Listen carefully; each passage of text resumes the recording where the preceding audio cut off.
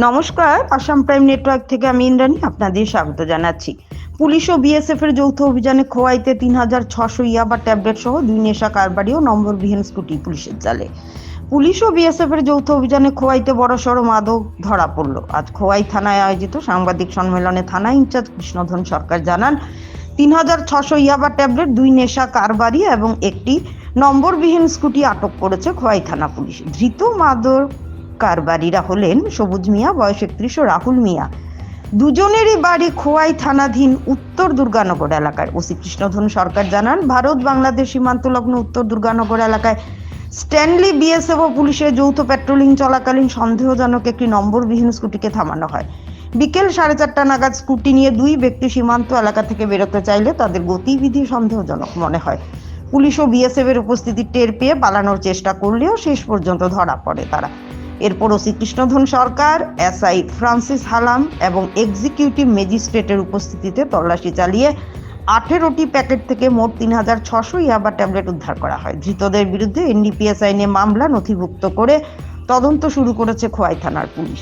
মাদক চক্রের পেছনে আরও কারা জড়িত সেই বিষয়েও তদন্ত এগিয়ে নিয়ে যাওয়া হচ্ছে বলে জানিয়েছেন ওসি কৃষ্ণধন সরকার। ত্রিপুরা থেকে গোপাল সিংহের report, Assam prime network. Officer এবং পুলিশ টিম এবং বিএসএফ এর একটা জয়েন্ট প্যাট্রোলিং চলছিল বর্ডার এরিয়াতে। ওই বর্ডার এরিয়াতে বিশেষ করে স্ট্যানলি বিএসএফ এর 104 ব্যাটালিয়ন বিএসএফ সহ মিলে এসআই ফ্রান্সিস ডালান এবং টিম যখন প্যাট্রোলিং করছিল, 2টার থেকে শুরু হয়ে গেছিল, অনুমান 4টার আশপাশে তখন একটা নাম্বারলেস স্কুটির মধ্যে করে 2জন লোক আসছিল।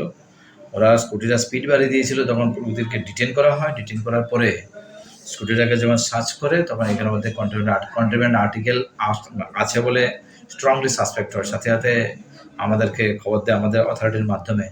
ধরো এসডিএম আমাদের এখানে এক্সিকিউটিভ ম্যাজিস্ট্রেটকে আনা হয়, ওনার প্রেজেন্সে এবং ইন্ডিপেন্ডেন্ট উইটনেসের প্রেজেন্সে সার্চ করে এখানে টোটাল 18 প্যাকেটে 200টা ইয়াবা ট্যাবলেট, যেটা নার্কোটিক ড্রাগ, যেটা টোটাল 3,600 ইয়াবা ট্যাবলেট পাওয়া গেছে।